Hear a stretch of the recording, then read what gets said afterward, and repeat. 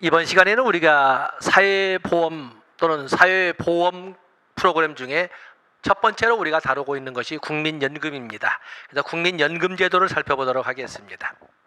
자, 국민연금이란 오늘날은 용어가 이제 바뀌어져도 보편화되었습니다만은 국민연금법 제1조 규정에 의해서 연금제도 또는 국민연금은 국민들의 노령, 장애, 사망 등에 대하여 급여를 실시함으로써 생활 안정을 지원하고자 하는 사회보험이 되겠습니다.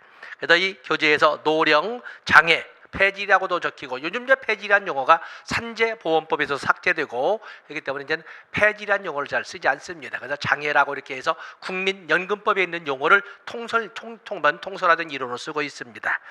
그래서 그 연금제도는 국민들의 노령, 장애, 사망 등 사회적 사고로 인한 소득의 중단 또는 상실의 위험이 있는 경우에 일정 수준의 생활을 보장하기 위하여 미리 보험료 등에 의해 재정을 마련했다가 사전적 적극적 예방 자원이죠. 사고 발생 시 주어지는 천금 급여 방식으로 제공되는 소득 보장 제도를 말합니다. 연금제도의 필요성 다양한 것이 나와 있지만 역시 연금제도의 출발이라고 하는 것은 나이가 먹었을 때 어떻게 살게 할 것이냐 하는 문제로서 노령연금으로 시작됩니다. 노령연금으로.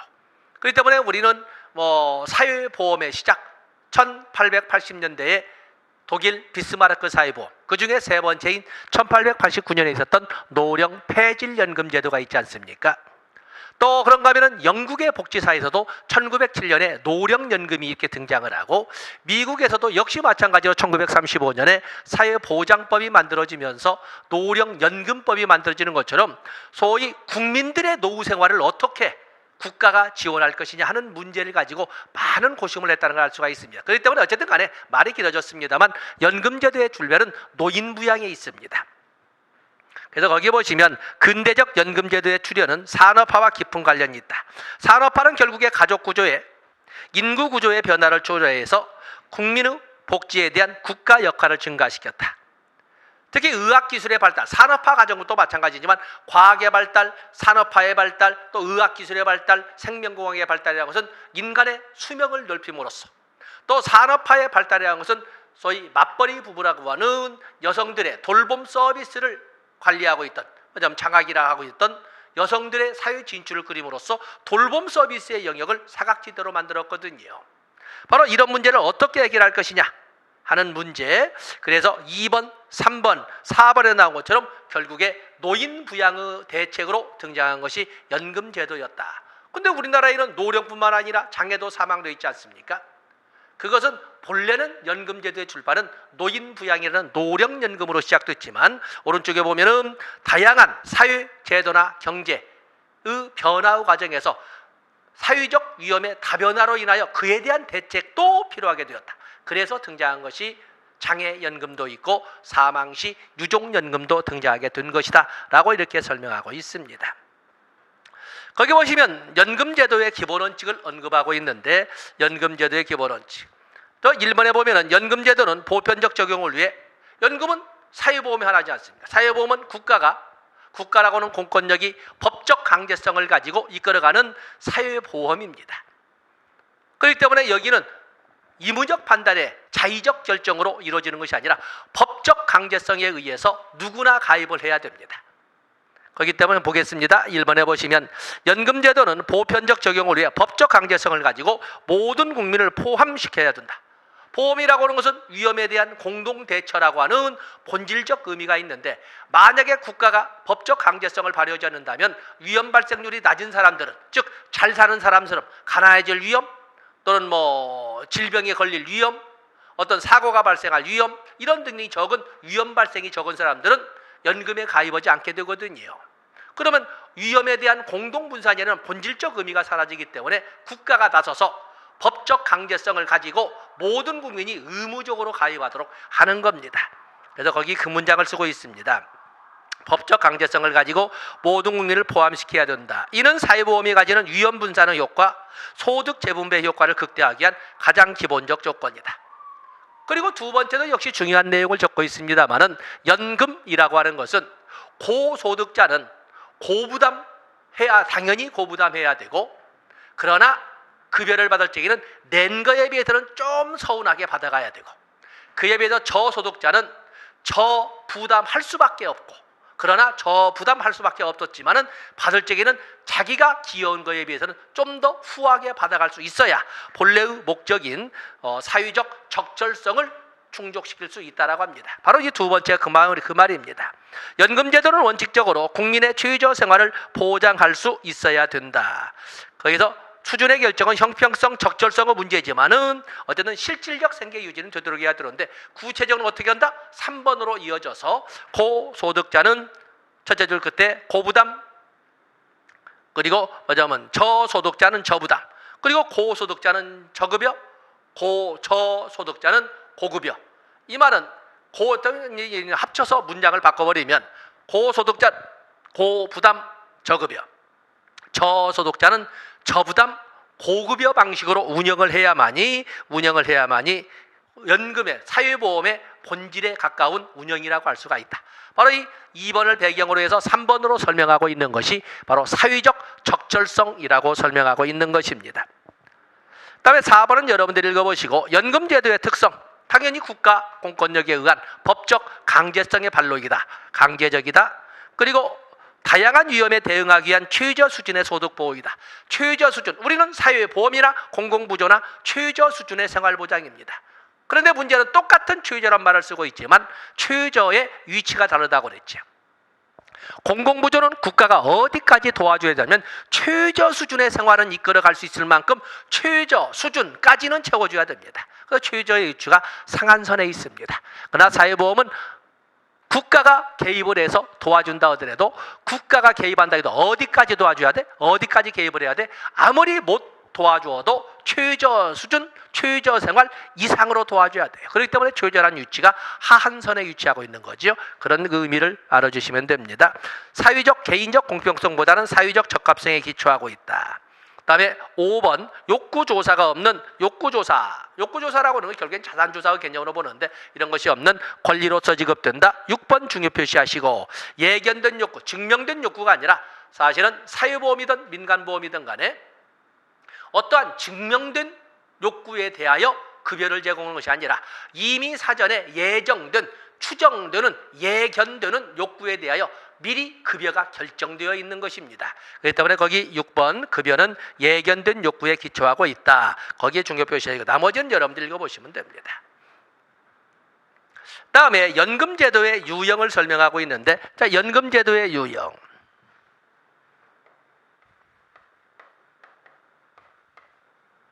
제도의 유형을 보시면 여기에는 사회부조식이 있고, 사회부조식 연금, 또 그러면 사회보험식 연금,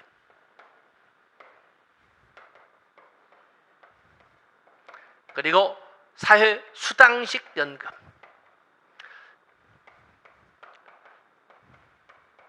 연금이라고 하는 것은 매달 정해진 날짜에 시리즈로 계속해서 나오는 것이기 때문에 연금이라고 합니다. 사회부조식 연금은 여기는 무기여라도 기여가 없이도, 기여가 있었느니 없었느니를 따지도 않고 무기여, 그러나 철저한 자산조사를 통해서 밝혀진 극빈층, 노인 등을 대상으로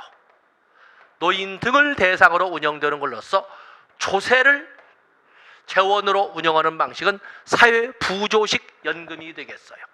사회부조식 연금의 대표적인 것이 바로 기여와는 관계없이 자산조사를 통해서 밝혀진 극빈층, 노인 등을 대상으로 하는 걸로써 여기에는, 이 연금에는 기초연금이나 또는 장애인 연금 등을 이렇게 볼 수가 있어요. 그래서 사회부조식 연금은 우리나라에도 역시 존재하죠. 공공부조 방식으로 운영됩니다. 사회보험식은 기여를 당연 전제로 해서, 그러나 자산조사는 할 필요 없이 비자산조사. 그래서 요건구비자, 법적 조건 구비자지요. 요건 구비자를 대상으로 해서 주로 이거 너무 좁군요. 주로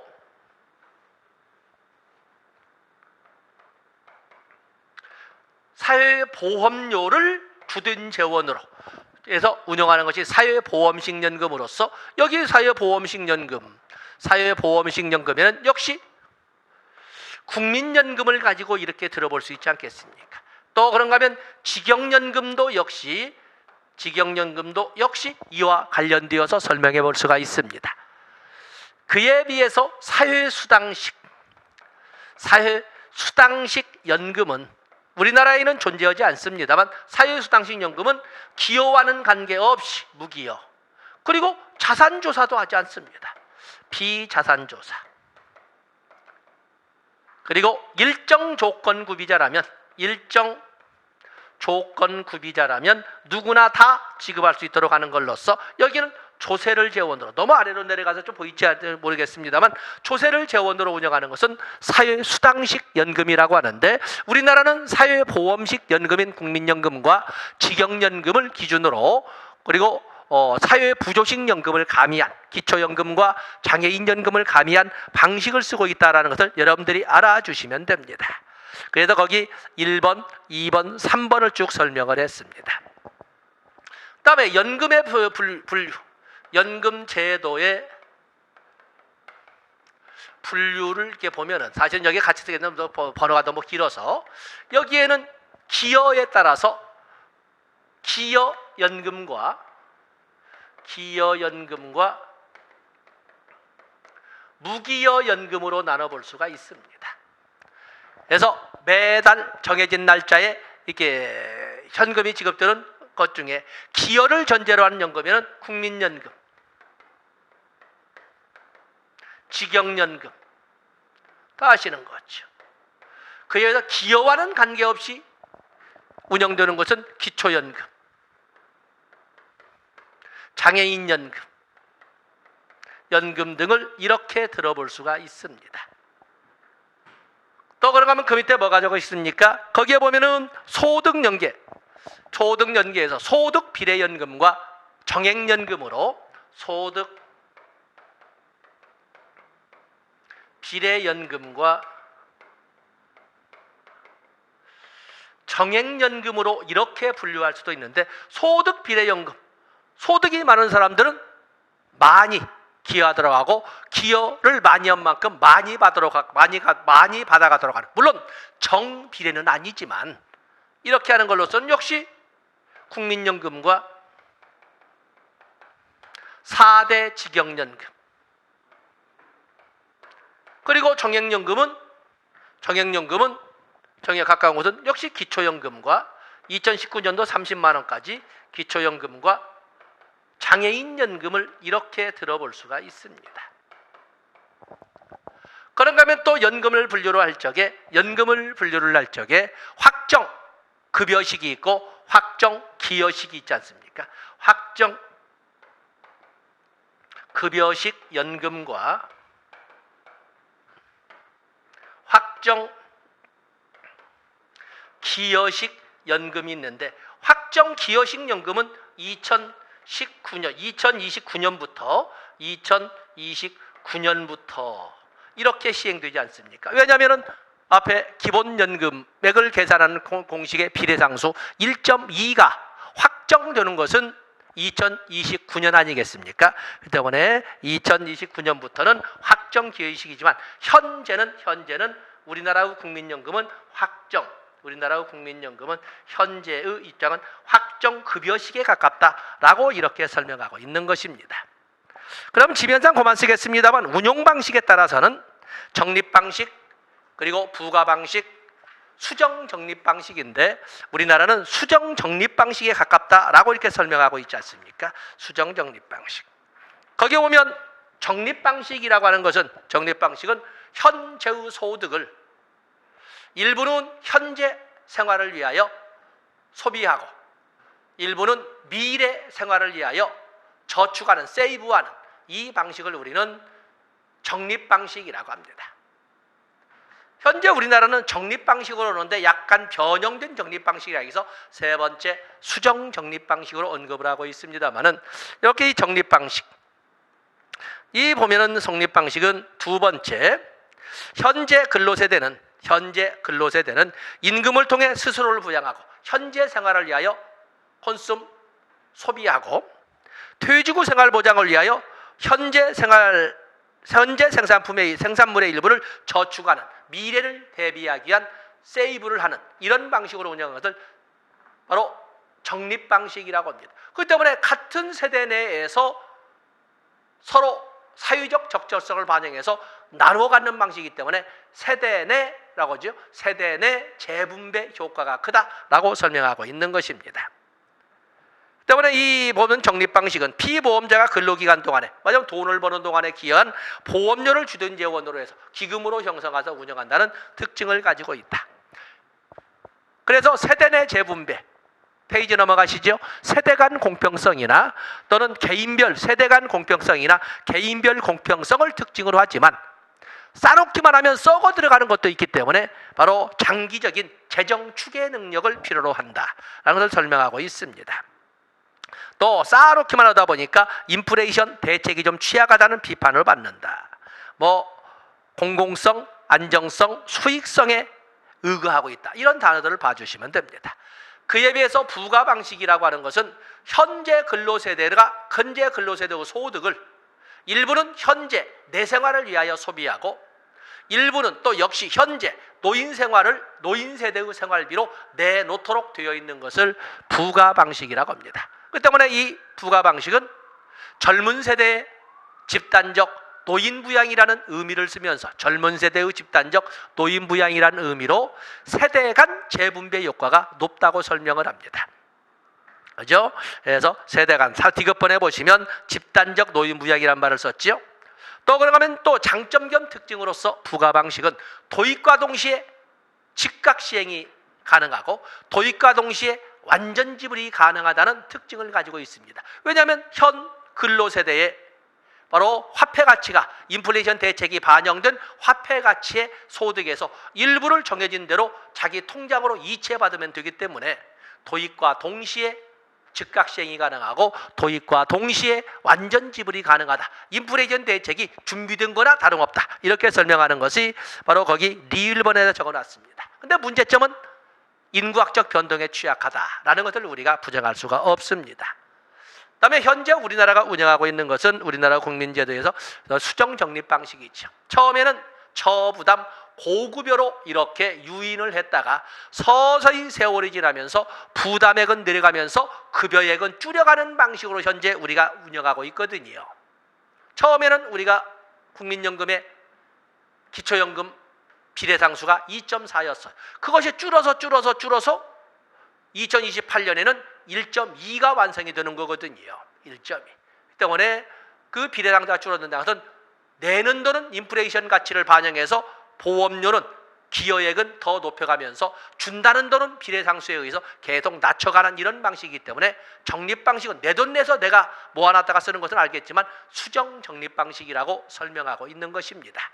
자, 이렇게 보시고 밑에 우리나라 국민연금은 기여연금이고 소득비례연금이고 확정급여식에 가깝고 당연히 수정적립 방식이라고 설명할 수가 있습니다.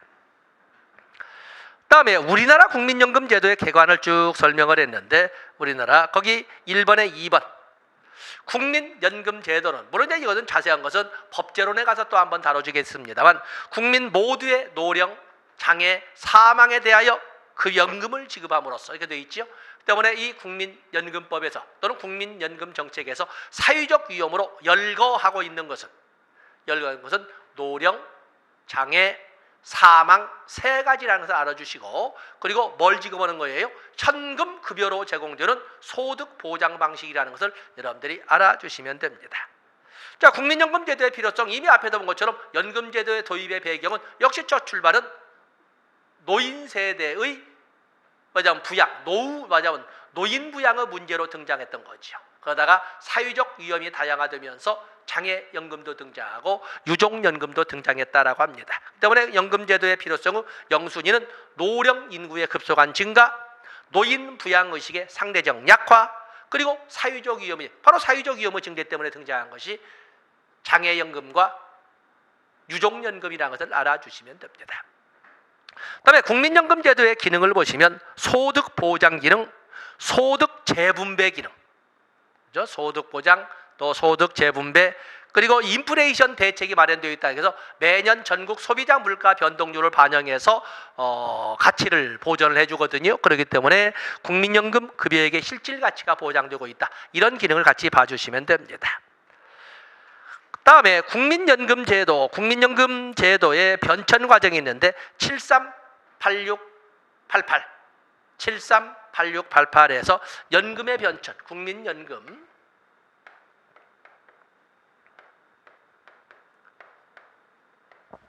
첫 번째 연역을 보면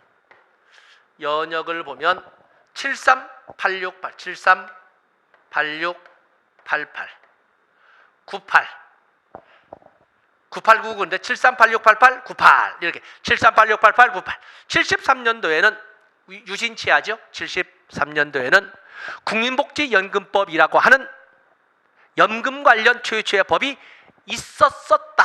이렇게 그러나 시행은 되지 못했다. 그러게 국민복지연금법이라고 연금법이란 이름으로 존재했던 그 법이 계속 미뤄지고 오다가 1986년에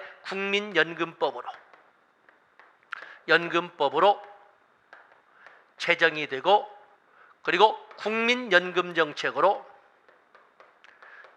정책으로 시행이 된 것은 88년도다. 86년도에 제정되고 88년도에 시행된 것은 국민연금뿐만 아니라 최저임금법도 있다. 이런 것들 봐주시면 되고, 그리고 98년도 국민연금법 개정을 통해서 98년도 전국민연금 시대, 국민연금 시대가 연금 시대가 도래되었다. 그래서 99년도부터는 전 국민이 연금 가입자의 지위를 갖게 되었다는 것을 설명하고 있습니다. 그래서 거기 738688, 98까지 여러분들이 봐주시면 되겠습니다. 그래서 98 여기 2008년도에 완전노령연금이 고유명사는 아니겠습니다만, 이 말을 하는 것은 국민연금의 수급자가 될 수 있는 기본 조건은 10년 이상, 그리고 60세 이상이어야 됩니다. 10년이 되면 기본연금액 50%만 주고 1년이 지날 때마다 5%씩을 가산하기 때문에 국민연금 가입 20년이 되면 기본연금액 100%를 받는다는 점에서 완전 노령연금이라고 하는 것입니다. 1988년도에 시행되기 시작하였기 때문에 2008년도에는 그때 처음 가입했던 사람이 기본연금액 100%를 받는 시대가 되었다 해서 완전이란 이름을 써서 완전 노령연금 시대가 도래했다, 이렇게 설명하고 있는 것이지 큰 의미는 아닙니다. 2009년도에는 국민연금과 직영연금 연계에 관한 법률이 나왔다는 것을 알아주시면 됩니다. 다음에 법제론에서 좀 더 자세히 배우겠습니다만, 페이지를 넘어가면 국민연금법 나와 있죠. 아까 나온 것처럼 738688, 국민복지연금법, 국민연금법, 그리고 국민연금 정책 시행, 이렇게 해서 나오는 연표 봐주시되, 국민연금법에 보시면 목적과 관장이 나와 있습니다. 이 법은 국민의 노령, 장애, 사망에 대하여 연금급여를 실시함으로써 국민의 생활 안정과 복지 증진에 이바지하는 것을 목적으로 한다. 자, 뒤에 문장이 중요한 것이 아니라 앞에서도 이미 선수 학습이 됐습니다만은 국민연금법을 통해서 명기된 사유적 위험 세 가지는 노령, 장애, 사망이라는 것을 알 수가 있습니다. 다음에 관장, 당연히 국민연금은 국민건강보험이나 노인장기요양보험처럼 보건복지부 장관이 관장한도로 이렇게 주관한다, 이렇게 되어 있지 않습니까? 이게 명시가 되어 있고, 그다음에 가입대상은 뭐예요? 국민연금의 가입대상은 국민연금의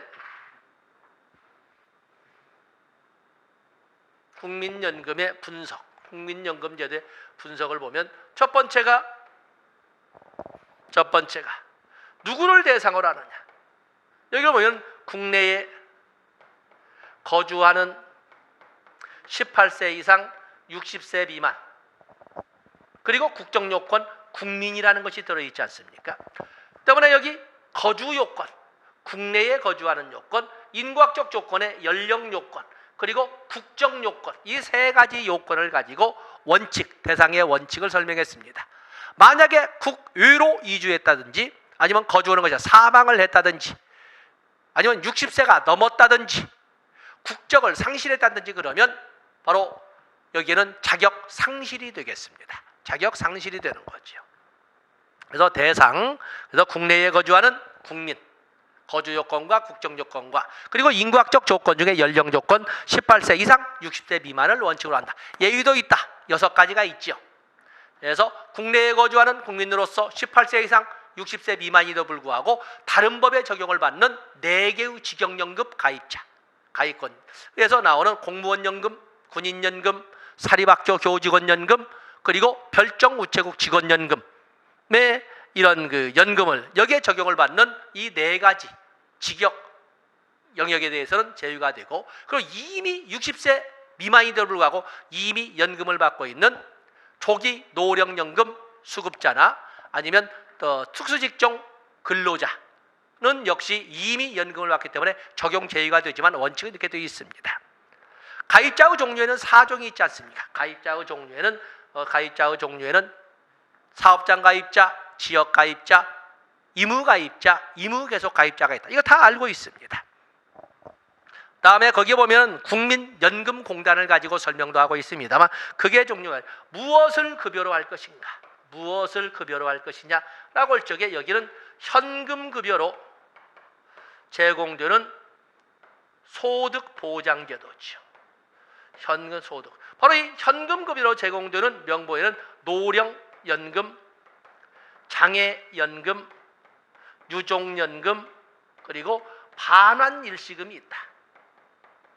자, 이런 등등 기본용을 정책적으로 그냥 단어로 암기를 하고 가는 겁니다. 그래서 4번에 급여의 지급, 노령연금, 장애연금, 유종연금, 반환일시금 모두 현금급여로 지급되는 소득보장제도라는 것은 현금급여입니다. 현금급여. 다음에 급여를 받을 권리가 있는 자, 수급권자의 청구에 따라 누가 지급한다? 시장군수구청장이나 또는 보건복지관이 지급하는 것이 아니라 공단이, 무슨 공단? 국민연금 공단이 지급한다는 것을 알고 있어야 됩니다. 이 급여는, 그 급여는 기본연금액 플러스 부양가족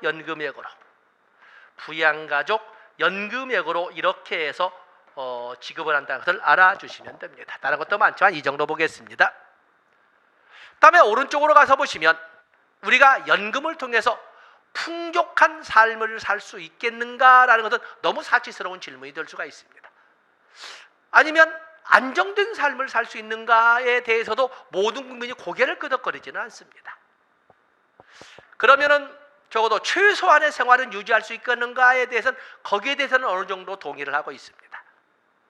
우리가 노령연금을 중심으로 해서 노후 생활을 어느 수준까지 살 수 있느냐, 생계 유지나 생존, 아니면 안정, 아니면 풍족, 어느 쪽까지 갈 수 있느냐 해서 연금제도의 수준별 또는 단계별 보면 기초생활을 유지하는 국민연금, 또 그런가 하면 안정된 생활을 유지할 수 있다라고 해서 들어가는 퇴직연금, 그리고 보다 풍족이란 말은 질적 개념이 여유로운 생활을 이끌어갈 수 있다는 개인연금, 이렇게 3개의 단계로 하되 전 국민은 당연히 국민연금을 가입해서 굶어 죽지는 않게끔 준비를 하고 있습니다.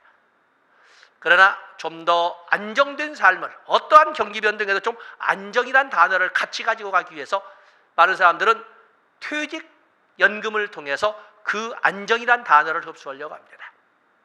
바로 지금 여기에 다루는 것은 퇴직연금을 가지고 말을 했습니다.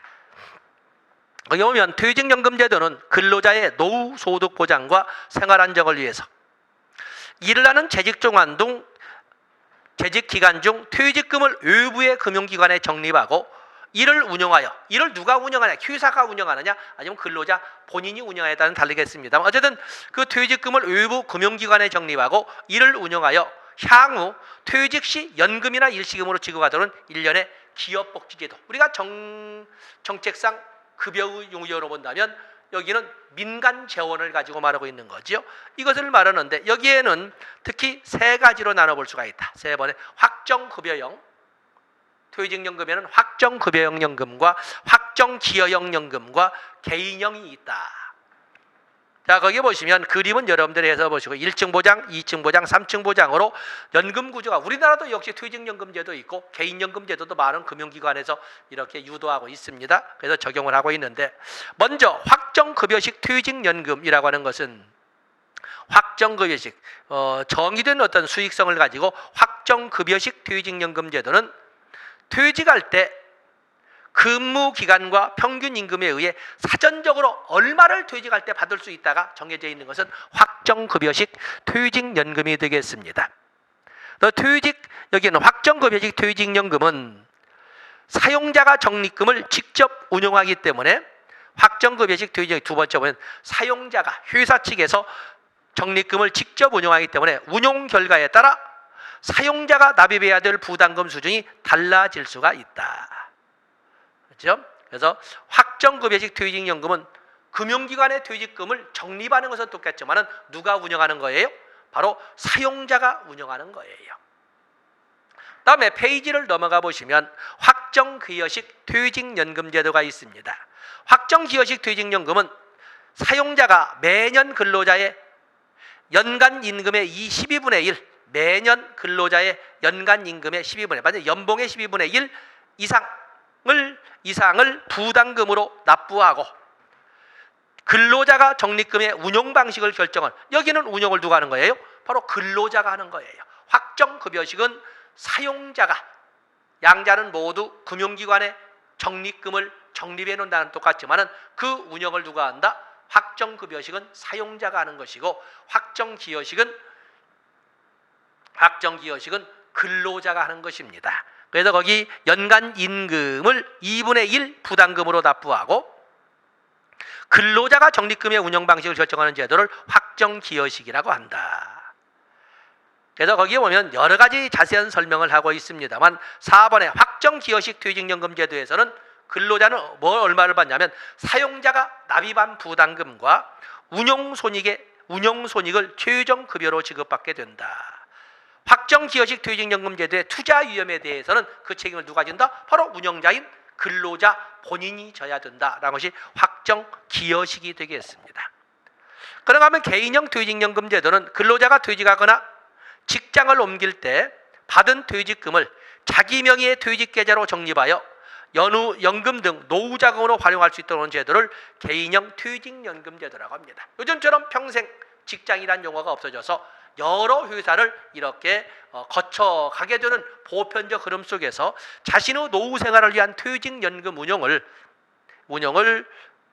바로 그 퇴직금으로 설명할 수 있는데 그것을 자신 이름의 퇴직계좌로 넣어놨다가 노후 생활에 쓰도록 하는 것은 개인 운용 방식의 개인형 퇴직연금제도라고 설명을 하고 있는 것입니다. 자, 이렇게 해서 퇴직연금까지 해서 풍성한 사무는 아니지만 그래도 안정된 노후 생활을 위한 대책으로서 국민연금뿐만 아니라 퇴직연금까지를 다뤄봤습니다. 이 시간은 여기까지 하고 다음 시간에는 또 역시 출제 비중이 높은 국민건강보험에 대해서 보도록 하겠습니다. 고맙습니다.